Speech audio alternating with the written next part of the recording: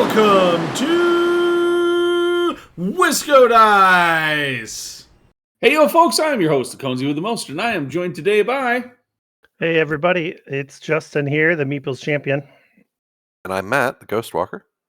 And I'm Suzanne. And this is episode 147 of the WiscoDice Tabletop Gaming Podcast. Today is October 30th, 2025. That's right, one day before... Ooh. However, on this episode, instead of spooky, we're going to cover our annual 2025 tabletop gaming gift guide, because all of those holidays where people need gifts or you just want to get somebody a gift, we want to give you our recommendations. So this is our standard holiday gift guide show. So with that, why don't we just go ahead and roll right into it?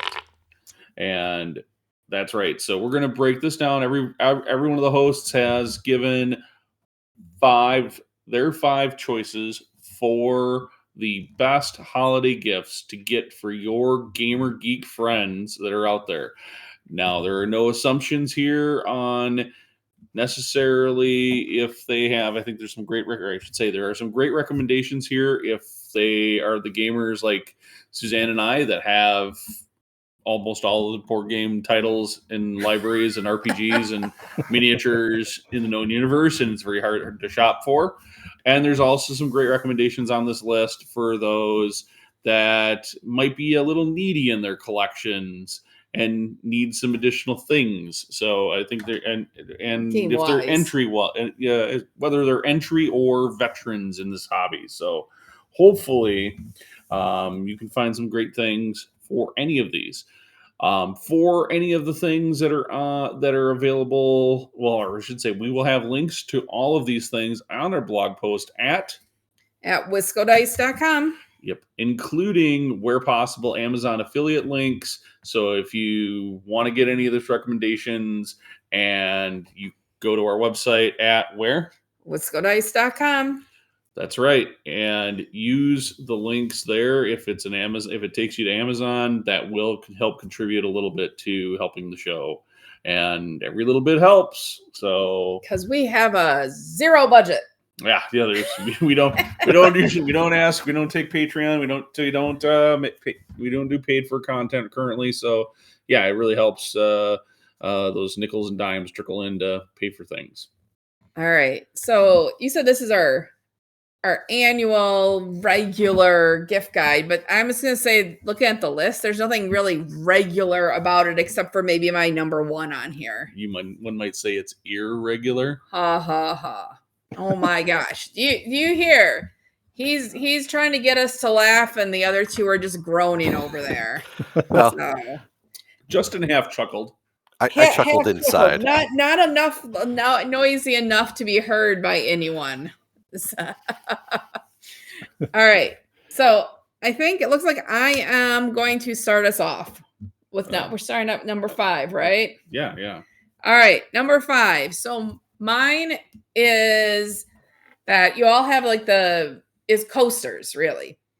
So it can be any type of coasters. I found some neat ones that are cork that have meeples on them, and that's what my link's going to be to on our website. But the nice thing with coasters is we're all like having our water bottles, our glasses, our beverages there.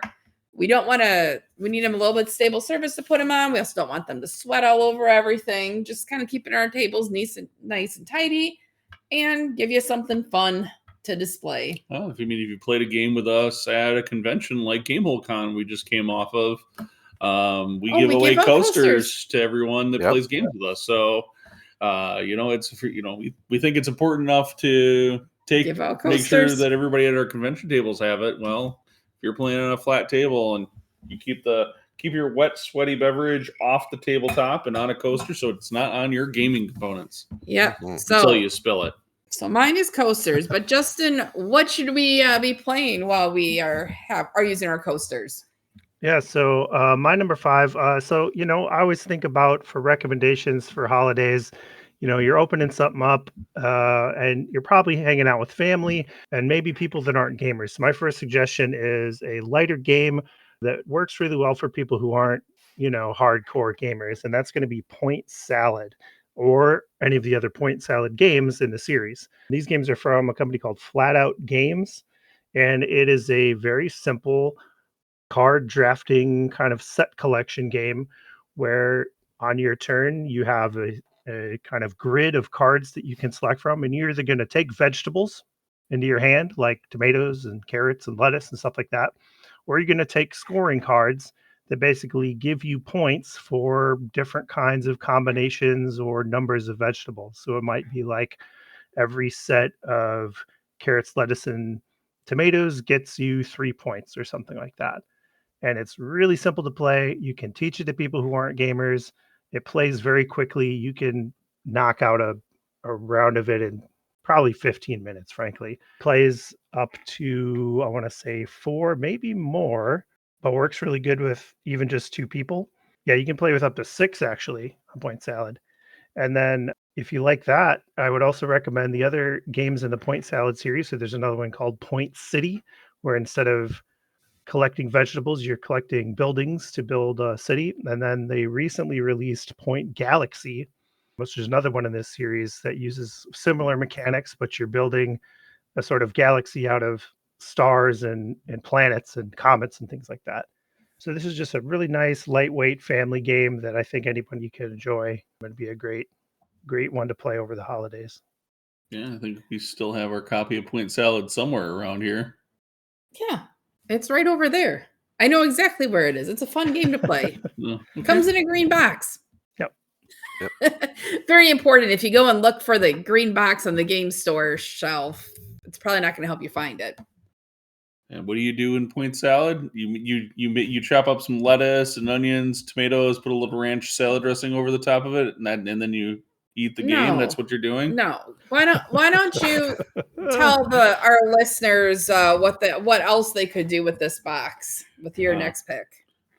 Well, now that I'm hungry, no. My number 5 here is everyone's favorite thing to see at Gen Con, and that is an all-play board game bag.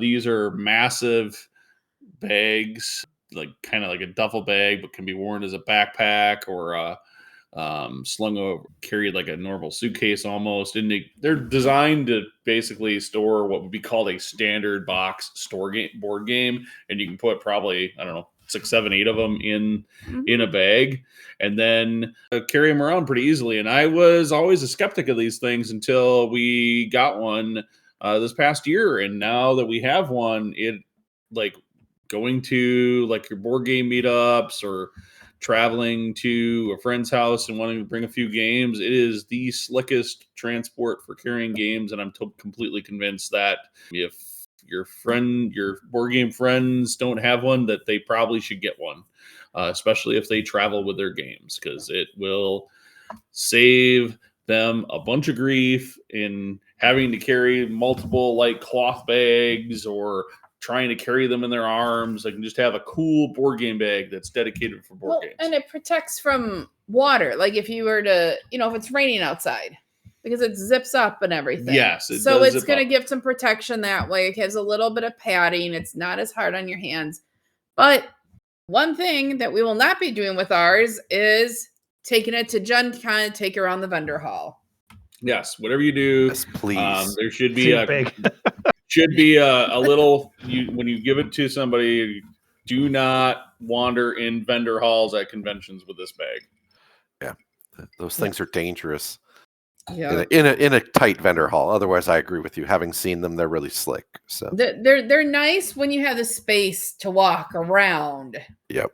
Because it's very easy to not realize how much space you're taking like up. When but we they're go to great. our meetups at Misty Mountain Games or Weldon Distilling, it's great to take our board game bag, and then it actually, if you put the right size boxes in it too, you can stand it up vertically, so it's almost like a board game shelf, so people can see all the titles are in it. It's great. Yeah. Yeah. Well, Matt, what do you have for number 5? Do you have a board game bag also? No, but what I have is a recommendation for if you know somebody who Maybe a little bit more category-ish, but if you know somebody who has maybe their favorite board game or one that you know they like to hit the table for quite frequently, but maybe it doesn't hit as often as they'd like, you can look for things like organizers for that game, or you can look for other things that make it easier to put that board game on the table. So there's plenty of things out there.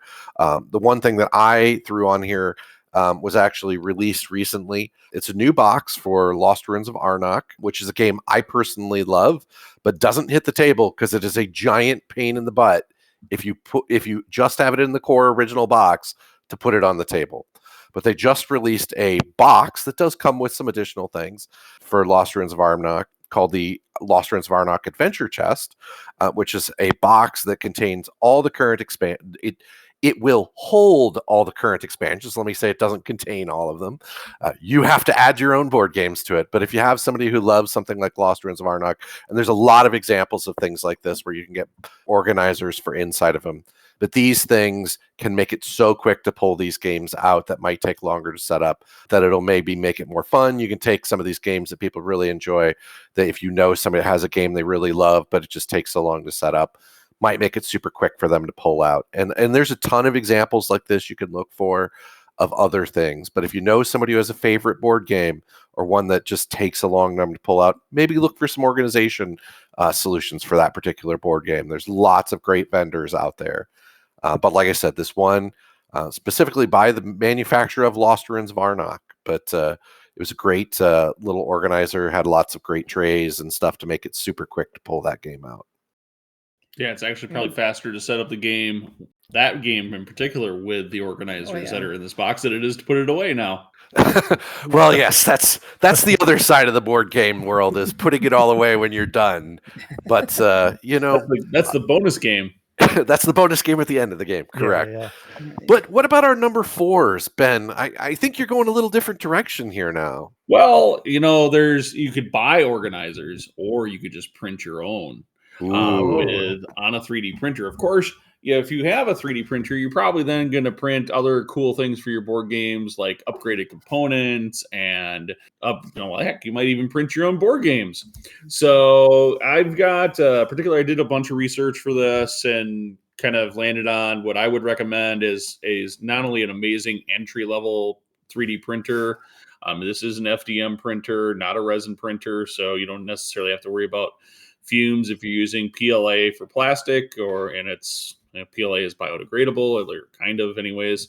So it's what everybody's using for 3D printed plastic, and that is the Bamboo Lab A1 3D printer. So if there's a printer on the market that I would recommend that you would get if you're an entry level in the 3D printing hobby, that's the one. And if you're a veteran in 3D printing and you don't have a Bamboo Lab A1, this is probably the one that you're considering getting as a future printer to replace any of your existing printers. So I think it's a great deal. It's got self-leveling. It's got a little camera that's on it that watches the print bed, although that's a little laggy, I hear. It's got the ability, you can buy an extra attachment that will let you do multicolored prints without having to ever change PLA. So if you had a print that you want to do, like change out and have like little white windows on a red house, it'll change it out automatically for you without having to fiddle with it. So it's pretty awesome. I hear the software out for it to make the prints is really good too, and they have they kind of have their own ecosystem and environment with their print file generation, so that you can literally go, you'll find a bunch of stuff really just within their own ecosystem that you can just print without having to do any design or 3D work, or you can import in your own prints too. Wow. That's like way more high tech than what my number 4 is. It's probably the most expensive thing on this list, I think, too. But it is something that I think almost anybody that's especially as over the top in the board game hobby as we are, definitely would take advantage of. I don't know. It looks pretty cool. So when I said his is way more high tech than my number 4, I'm not kidding. Mine is pencils. Well, pencils can be pretty high-tech. I know, but these are fun pencils. So our DM for our D&D group last year, I don't know who that is. Yes, he gives us a nice gave us a nice Christmas holiday present, and it was D&D pencils. They said roll for initiative on the box and had cute little sayings on them, and you can actually roll the pencils, and Yeah, they they're all have numbers on D6s. them. Yeah, Yeah. so you could like roll them as a D6 if you wanted, which maybe isn't rolling for initiative, but and had fun little sayings, and it was surprisingly like exciting to have them and use them. Mhm. So I would say, like if you have someone who's a gamer or especially an RPGer, it's a nice little stocking stuffer or just, a gift to get them when you're not sure what else to do. Why are you shaking your head at I me? was to say, no matter how, it doesn't matter if they're an RPG or not, like having pens or pencils nearby to write down a score at the end of a Yep. board game, like Mhm. that's something like, most roll people for don't have in their initiative board game isn't- rooms, and you need it. Yes, but these in particular, rolling for initiative, if RPG. you're just playing something else, you're not gonna, yes, but having some pencils. So I don't know, I think that's pretty cool. But Matt, what do you have? Do you have some personalized pencils or a high tech, or which way are you going with yours? So kind of sticking with a similar theme to what I was talking about is for the person you're buying that gift for, you might look at what is their favorite game, and maybe they don't have any problems keeping it on the table. In some cases, one thing I picked here, we have a set of friends who absolutely love Everdell. It never leaves their table. I don't think they've put it away in probably years. But take their favorite board game. You can always look for things online that maybe are a little customized to that game. I found one thing. It's an organizer, a player aid organizer for Everdell. It was produced by a company called Silverwords. And it's these kind of cool, has spaces for all like the different resources and stand-up things for the cards because you're always trying to organize those. That's a game that takes up a lot of space. But there are lots of cool things like that where you could look for those kind of special things for those people, for those board games that person that loves that game, plays it all the time. That'll make that game even more special when they pull it out and it hits the table. So there's lots of things like that you can look for. Plenty of things you can find on Amazon as well as on Etsy, wherever your favorite place to get some of those maybe more custom things. But Justin, what were you thinking of when you got to your number 4? Yes. What were you thinking of? I mean, I'm sticking with the theme of creativity here, and I'm going to recommend finding some board game art for your big board game fans. I basically looked for some of the more popular board game artists that have shops available where you can buy prints of their work that they've done for like board game covers or in art inside board games. So I just have a couple links here that you can grab to go to some of these board game artists. If there's other board game artists you like, I would obviously recommend taking a look, see if they have a personal website to buy prints from them and support their artwork. But the ones I've got here, speaking of Everdell, we've got Andrew Bosley. He is the artist for Everdell and other board games, and has just beautiful hand drawn, critters and cute animals in his artwork. His link is on there. Tool is another big famous board game artist who does stuff like On Mars and Galactic Cruise. He did the art for. Jacob Brzezalski, you can get some prints from him. He is the artist who worked on Scythe, famous for that. And then also I've got a link for an artist named Kyle Farron, who famously has done the work for a lot of leader games like Root and Oath.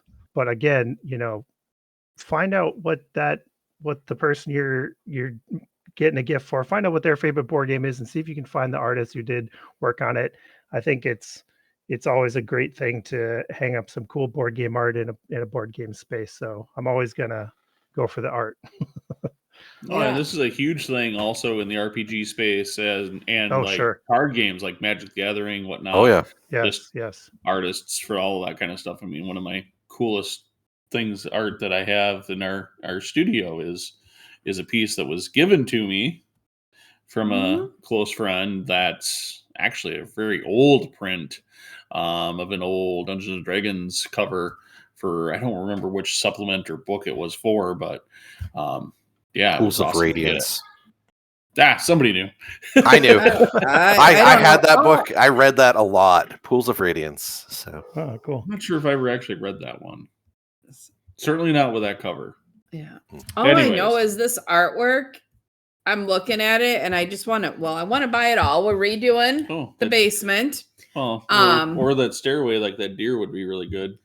Yes. So the viewers know exactly what deer I'm talking about. Which artist are you looking at? I'm looking at a Jacob Rosalski and his Rudolph Uprising. Oh, okay.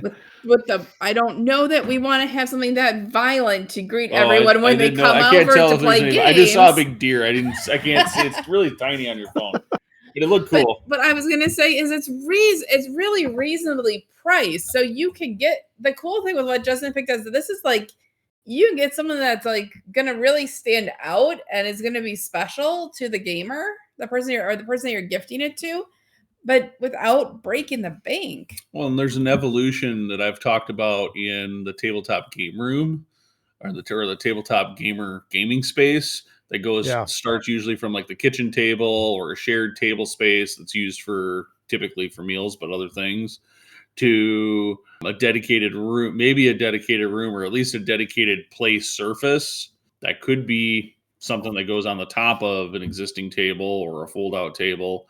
But eventually you get to the dedicated game room, and then it's, okay, we've got to get a dedicated table, and then you have the game room art that has to go up and game storage, those kind of things that kind of become more and more of those things that kind of go through that evolution. So game art is definitely something to help push that gamer friend a little bit in the right direction towards maturing their gaming space. Ooh, Ian O'Toole has one called Sausage Sizzle. It's got all these really cute little animals that are having a barbecue. It's better than the direction that I thought that was going. It caught my. I'm sorry. We should move on to number 3. I think before I tell everyone about everything on these pages. Yeah. All right. Justin, can you get her going again? Yeah. Let's get going to number 3. So, in my family, for whatever reason, it is a holiday tradition of ours to watch the Lord of the Rings movies. Sometime during the holiday, we will just sit down and spend a couple days or one really long day if we're feeling bold, and watch the extended edition Lord of the Rings, Peter Jackson Lord of the Rings movies. And that's just something we do every holiday. And so my next suggestion kind of fits into that theme. And that is going to be Duel for Middle Earth from Repos Productions. This is a 2-player game that uses mechanics similar to the Seven Wonders Duel game, which is another 2-player card game. And you basically take turns drafting cards to build a tableau that all are cards with characters and locations and items from the Lord of the Rings world. So you might be trying to get, some elves in your tableau and some Aragorn and things like that. One player always plays as sort of the good side, and one plays as Sauron and the orcs and the evil side, and you're playing against each other. And it expands on the Seven Wonders duel formula by including a map that you're also battling over, a map of Middle Earth, where you're going to do a little bit of area control by putting troops out onto the map and buildings out on the map to control different locations like Gondor or the Shire and places like that. It is a really good 2-player game. And if you love Lord of the Rings, I think you will really like this. It is just 2 players, so keep that in mind if you're considering this one for, your favorite board game couple. Yeah, I can't say enough about it. I really enjoy this one. I think it may have perfected the sort of 2-player dual card game from the Seven Wonders formula. It's really solid. Nice. Yeah, I've heard really good things about it. But another, if you're looking for something for a few more players, and this is I'm just adding to Justin's recommendation. A bonus here. recommendation. This is not mine. Bonus recommendation. He has to sneak in the bonus ones, I guess. We'll allow this it. is one that just came out this year, Fate of the Fellowship, which is built off the Pandemic engine. Oh. And you can definitely feel like it has pandemic elements in it, but it is really quite good and Nice. doesn't feel like you're playing a pandemic game necessarily. Nice. So, like you have movement on the map, you have everything has their like story, little mission goals you have to accomplish. It's really quite good. I'd like to play it again, so I have to have my friend Brian bring it over again and play it so we can play his copy because Sounds good. Or you just need to That's go and buy cool. your own copy. So every once in a while, you just got to let somebody else own it. I was trying to let somebody else own that one. So my number 3 recommendation actually comes from a gift we got a few years back from, as Suzanne said, our DM. You can always aim for that gamer to come up with some sort of a customized mug or glass. Now, there's a lot of ways to do this. One of the links I'm going to include is a company that does do customized mugs or glasses and things like that. I think called Doles. They have some really nice mugs. But if you're looking for something a little bit on the less expensive and you're a little bit artsy craftsy, you can go by various locations, get yourself a very plain, say, glass mug. And one of the things that they did was if you have something like a cricket or something like that, you can lay out a really cool pattern that might be customized to that person. And etch the glass and give them something that's very customized to them that you put some time in and effort on. This is a really cool thing. A lot of people really, I mean, I think that most people would really enjoy that, and especially in their game room, it gives them something they can kind of pull out on those game nights and be like, look, this is really cool. I got it. You might want to double check if it fits in their their on them coasters that they might need or have, or in their if they have a gaming table, check if it'll fit in their, cup holders. But other than that, I just think this is a really great idea for something that doesn't have to break the bank, that's still very kind of customized to the person, that gives them something that's gaming related and kind of cool for them to own and keep. So, or if you have your crafter wife that's willing to make them for you. Yeah. Giveaway. Yeah, Ben gifted them. To be clear, I'm 99% sure Suzanne built them all. Oh yeah, she did all the work. And I think still pull mine out. I love that thing. Yeah, I love it. It's a great gift. Oh, Yeah. well, good. I will say, if you are making your own, you do kind of have to test the glass, because some glasses, like the unbreakable ones, you cannot etch. They have a coating on them that the etching glass. But if you need tips on how to etch glasses, just hit me up. Send them to WiscoDice. Posts at WiscoDice.com for all of your tips on how to etch glass. All right. So Ben, what are we gonna do? You have some glasses, some barware, or what do you got? No, Tableware? I do not. I have something. Ours kind of tied together this time around, but which is a total coincidence. It is a bit of a coincidence, but my choice here, and this is one that I get asked virtually every time I take these to a meetup or a game event or anything like that. And that is neoprene game mats that are actually big enough for board gaming on. So something that's like maybe 2.5 feet or 30 inches wide by 5 feet, which is a pretty common size for, like, 30 inches wide is your typical folding table.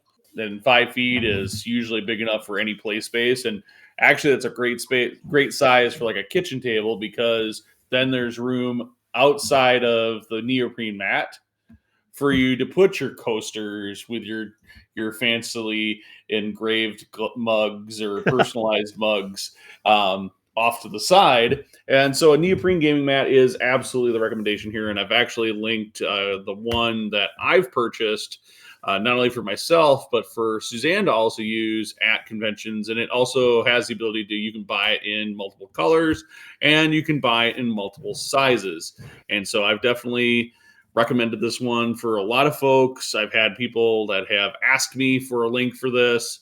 multiple times. Where did you get that mat? Where did you get that? In fact, I just got asked at Strong Tower Gaming Convention, and I couldn't remember the name of the mat, and I had to send them over to my wife's table, or she was running. Nice. I'm like, I'm teaching a game, and they go, "Are you married to that guy over there?" And I was like, "Oh shoot, what happened?" But, well, and I got asked at GameholeCon about the mat, and the thing that cracks people up is that the mat that we have, it's called a mouse pad. Oh, It's like a mouse pad, so it's by Gamer Boss. But it's a giant mouse pad. Oh, yeah, it's stitched edge too. So yeah, it's lovely. It's not just a whatever plain boring. But it is just a black. It's just a single color mat because it's easy to keep clean. But I mean, All Play makes mats too that are, I think, a little more expensive than these. But yeah, you can get nice. I don't know if I think they're stitched edge. I think All Plays are stitched edge as well. Mm-hmm.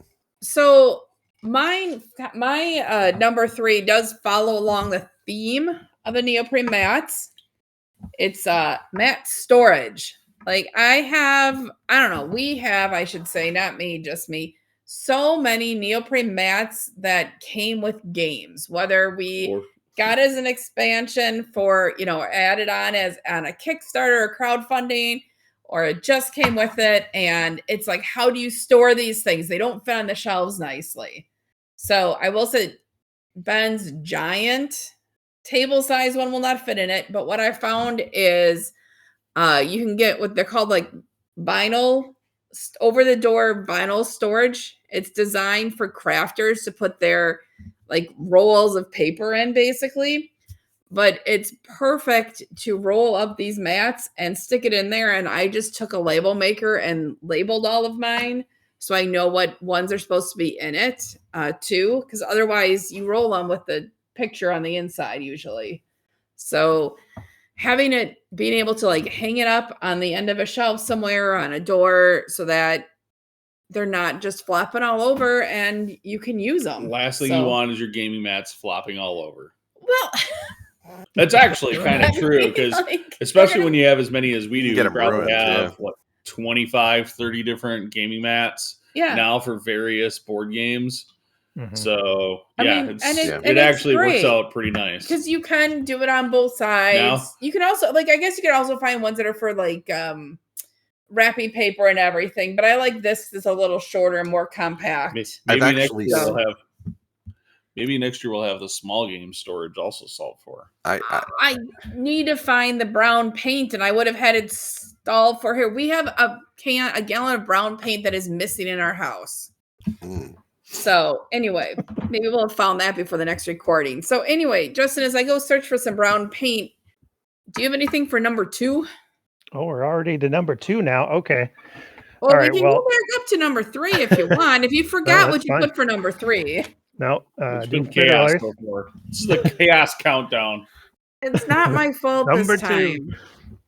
So my number 2 pick is another game that is going to be great for like a holiday party kind of environment.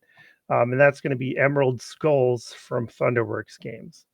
Emerald Skulls is a dice rolling, betting, gambling, crazy time party game. Basically, one player is going to be rolling the dice, and there is a skull shape on the board, and they get to assign dice to the skull to go on the teeth, or the nose, or the eyes, or a gem set in the center of the skull's head. And they're trying to fill up that skull with the right values.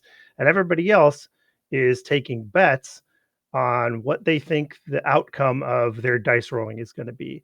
So you have a couple of bet markers that you get to place next to these betting cards. And everybody gets to do this in real time as the dice are being rolled. And you get basically get to say, okay, I think they're going to choke. Basically, they're not going to be able to place all the dice. They're going to fail. Or you think, no, you know what? They're going to place all the dice and they're all going to be 6s.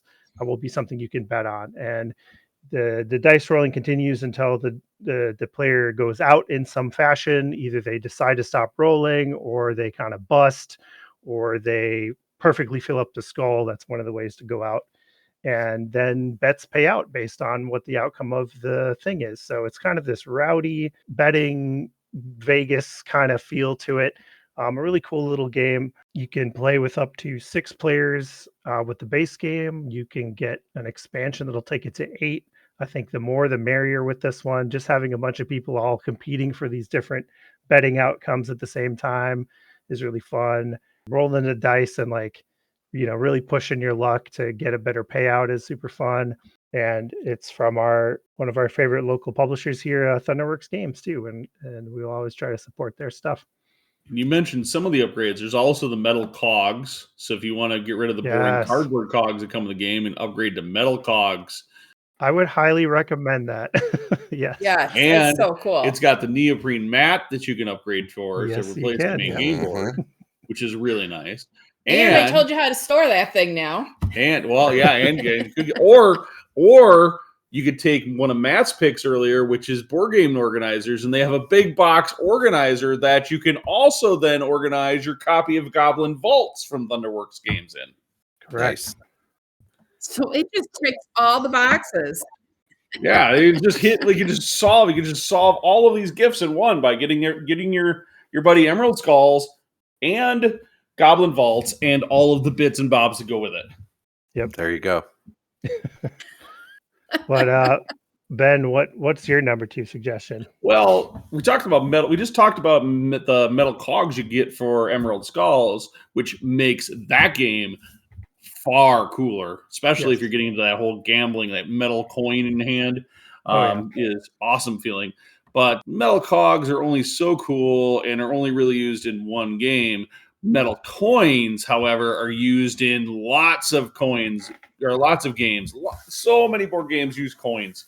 Or RPGers. One of the coolest RPG games I ever played in as a player, the DM literally gave us, every time we earned money, we got metal coins that we would store in a little pouch that would get stored with our player binders after session. And that was so cool that we were doing that kind of physical, tangible thing. Like, we didn't get to take the stuff home for obvious reasons, but it was cool. And literally, hell, I got to count all my coins. And when if you were loaded with copper, like, your bag started running out of room. And that was like our carrying capacity for coinage was the size of the little bag he gave us. So it was like, but that's for an RPG, but you can do the same. Like, how many board games? Like Scythe, Expeditions. So many use coins. Almost every board game uses coins. Lords of Waterdeep. And sure, you could use boring cardboard tokens that come with them, or you could just have a cool collection of metal coins. So picking up a batch of metal coins for that, and particularly the ones that I'm recommending here, are the ones that are intended for the Scythe and Expeditions board games. I think it's a nice, cool set of coins. Are well done, that you can add into a gaming collection. Yeah, I'll say those coins actually work with so many different things. Like, it's not so specific to that game. It's gonna look weird with something else. So. Oh yeah, absolutely.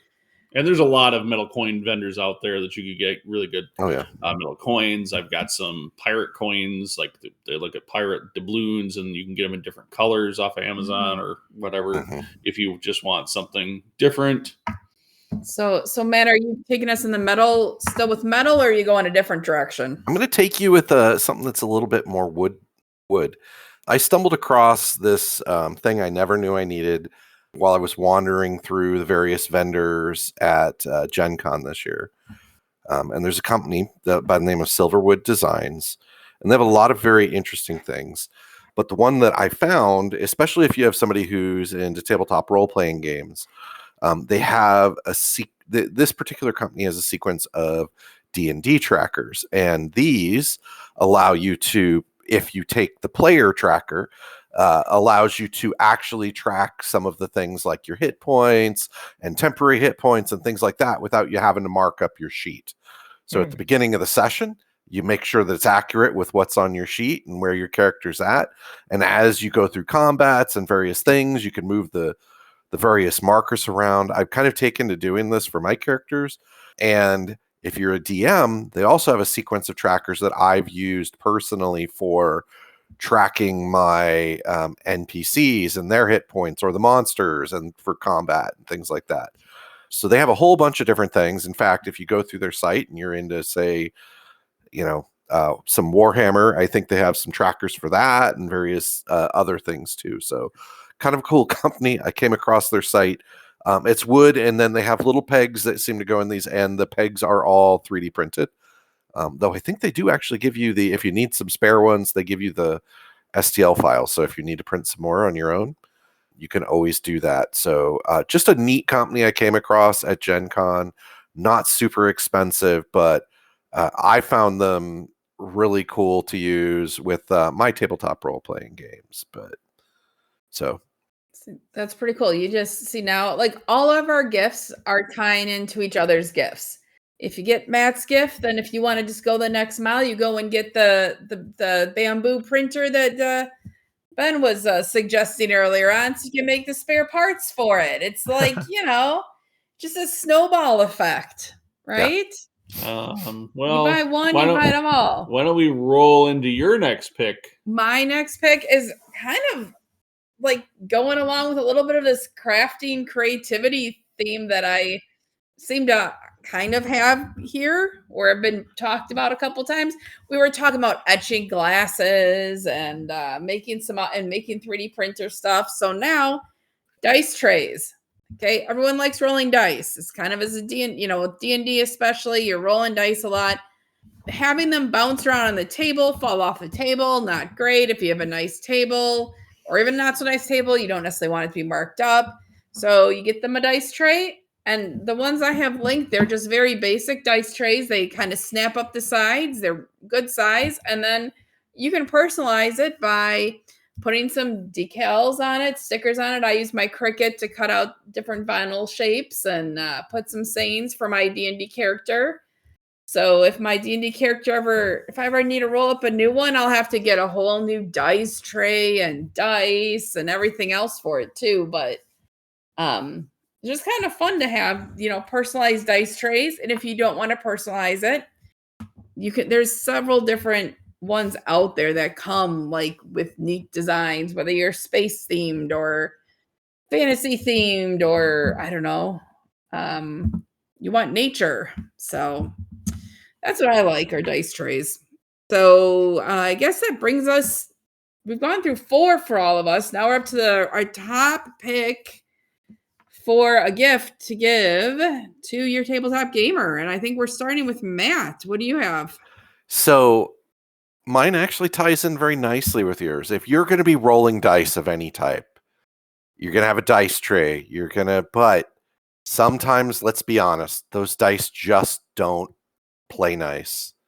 So for any gamer, I think it's always reasonable to say they probably need some sort of a dice jail. I found a really neat one by Forged Gaming. This is available actually on Amazon.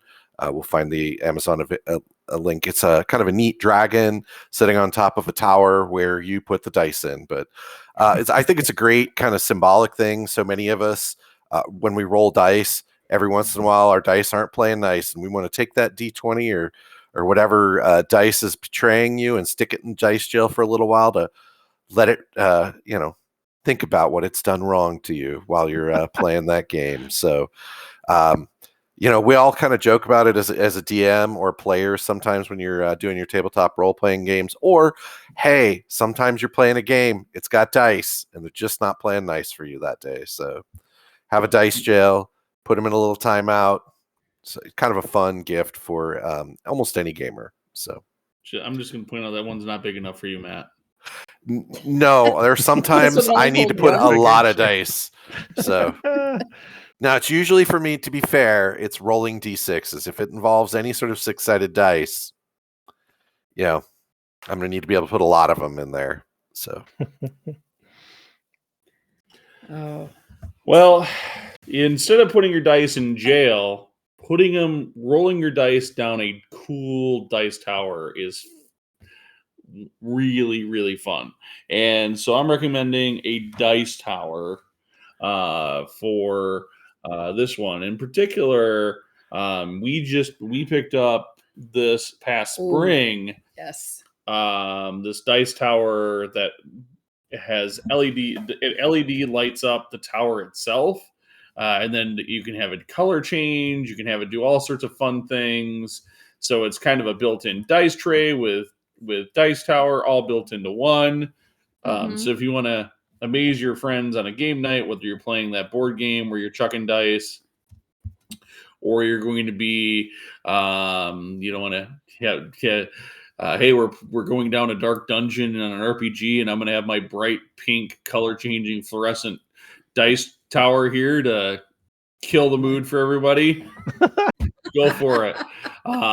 That's is absolutely what this is all about. But I really do like this dice tower. I mean, all of our dice towers are really cool, but this dice tower is one of the coolest ones we picked up.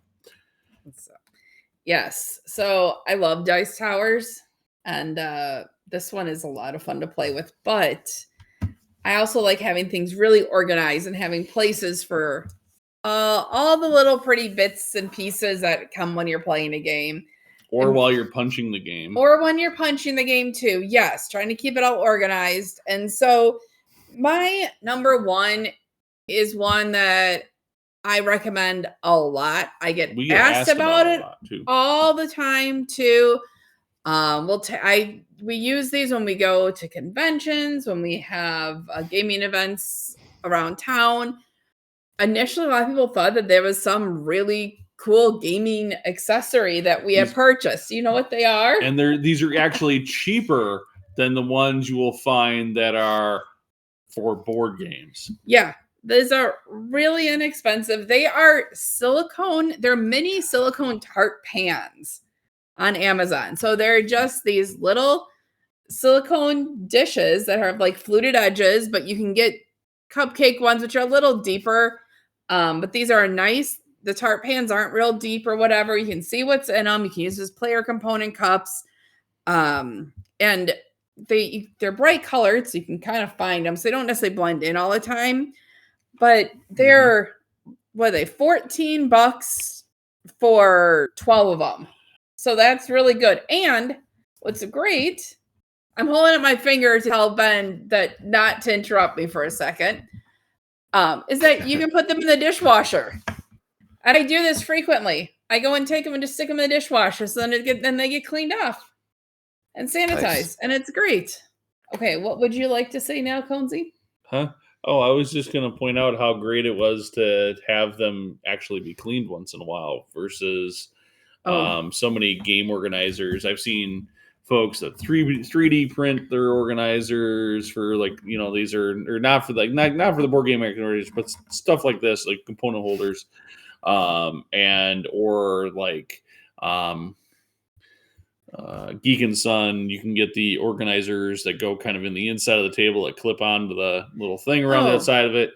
And how much more of a pain in the neck those are to clean, or it's like a square and they have the sharp corners. You can never get inside that sharp corner properly with a cleaning thing. These store it in the dishwasher. They're dishwasher safe.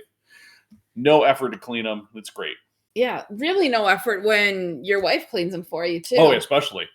So, but you know, like you get like the card, like even just the cardboard dust that gets in things. Yep. It's crazy how much. Yeah. So buy a game table with a felt topper on it and find out how quickly dust from components just materializes. Mm-hmm. Yeah, but so that's my number one. I get way too excited about these things, but they're fantastic.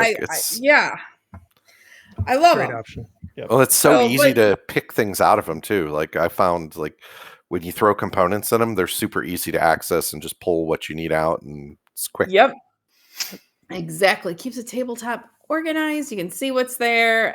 But Justin, what is your number one? So you've listened to our awesome, comprehensive list of great holiday gift recommendations for your gamers in your life, and you're going, either, you know what, I think my buddy has all this stuff already, or you're like, I just don't know enough about the hobby to pick something out that's going to be right. Well, you have an option still, maybe a last resort, and I'm going to recommend that you just grab a gift card or a gift certificate from your friendly local gaming store.